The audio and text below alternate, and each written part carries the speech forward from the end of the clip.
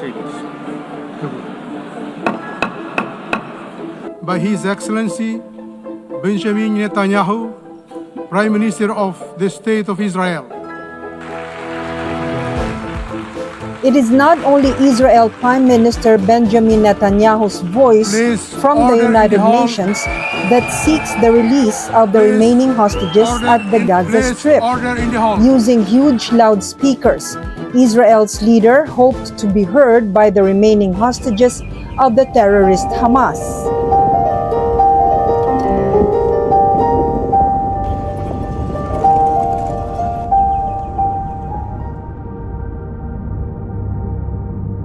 Our brave heroes, we have not forgotten you, not even for a second. The people of Israel are with you. We will not falter and we will not rest until we bring all of you home. Louder still are the voices of Israel's citizens demanding that the hostages be returned home.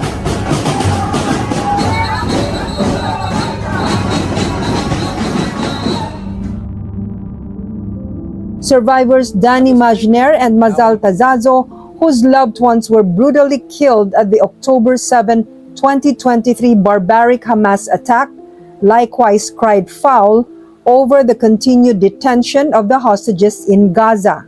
You want to do a Palestinian state? Get all the hostages out, disarm the Hamas.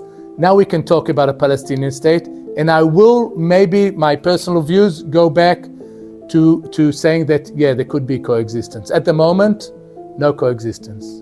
And after 4 months, all the lies, all the pretext, our hostages still there. Now 2 years and it's crazy. I remember that I said 4 months and still we have their hostages and they do pretext against us, even what they do to us. Like the world don't understand what's going on. They don't understand that they're group of monsters. It's not about land, it's not about Palestine, Israel, Jew, Muslim. It's not. It's only pure hate. Mr. Netanyahu strongly and openly condemned the massive support by several Western countries to the establishment of a Palestine state in Gaza. Many world leaders buckled. They buckled under the pressure of a biased media, radical Islamist constituencies, and anti-Semitic mobs. Well, for many countries here, when the going got tough, you caved. And here's the shameful result of that collapse. For much of the past 2 years, Israel has had to fight a 7-front war against barbarism, with many of your nations opposing us. As we fight the terrorists who murdered many of your citizens, you are fighting us. You condemn us, you embargo us, and you wage political and legal warfare. It's called lawfare. When will you learn? You can't appease your way out of jihad, and you won't escape the Islamist storm by sacrificing Israel. Mr. Majner and Ms. Tazazo echoed the Prime Minister's open rebuke. This, they said, is an open tolerance to terrorism and is given without due regard to the welfare, safety, and value to the very lives of Israeli citizens. So it's very, very scary. And more scary, people very strong, making decision, don't succeed to understand all the situation. Don't get it that Hamas, they are not leader of nothing. We have to remove them, put them in the jail. This is their hero, Hamas. Bodies on the street, and it's okay. Shani look video, her body on the truck, naked, dead, and many people around. And one of them, I think he was 17 years old, spit on her. This is sickness. This is not right. We have to stop them. And the world don't get it. And they support and give money. And they don't understand. So I get it that I have to fight. I have to fight for my son. I want live in a safe world, in a right world. I want to live in a world that if someone wants to kill me, I know that I have the law. Now, by you, Mr. Albanese, going and declaring a Palestinian state, what are you doing? You're taking Yahya Sinwar, which is a mega terrorist, and you're raising him to the level of a god on the pedestal. Yahya Sinwar is a mega terrorist. Everyone knows that.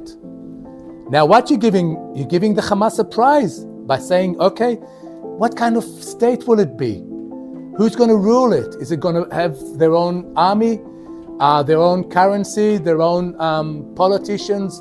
Is Hamas going to still be in the Gaza Strip? Amid all these, Israel Foreign Ministry Head of Bureau for Southeast Asia and India, Sagi Karni, is seeking moral clarity on why Israel continues its military offensive in Gaza. Israel is hoping for some moral clarity, especially among its friends, to understand why we fight, how it started, and what we try to achieve here. And what we try to achieve here is that the Hamas will not control Gaza anymore. Israel does not want to fully occupy the Gaza Strip in order to control the Gaza Strip.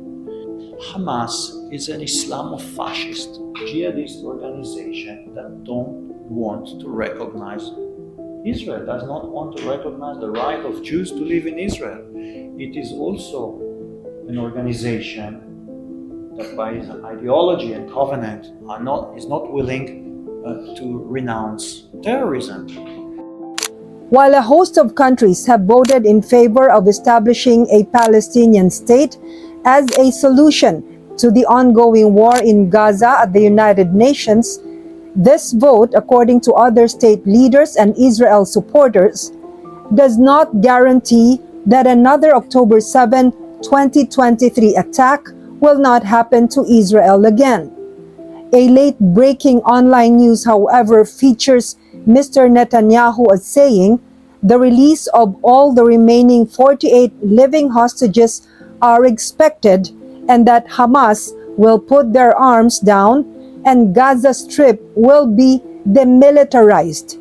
While the Israel Embassy in Manila is yet to confirm the online news, several media outlets have already released this story. Should these developments materialize, the war in Gaza will be over and hope for a more stable region can be visualized in the not-so-distant future. Babylin Cacho Resulta on a special report for Embassy Tops, Israel.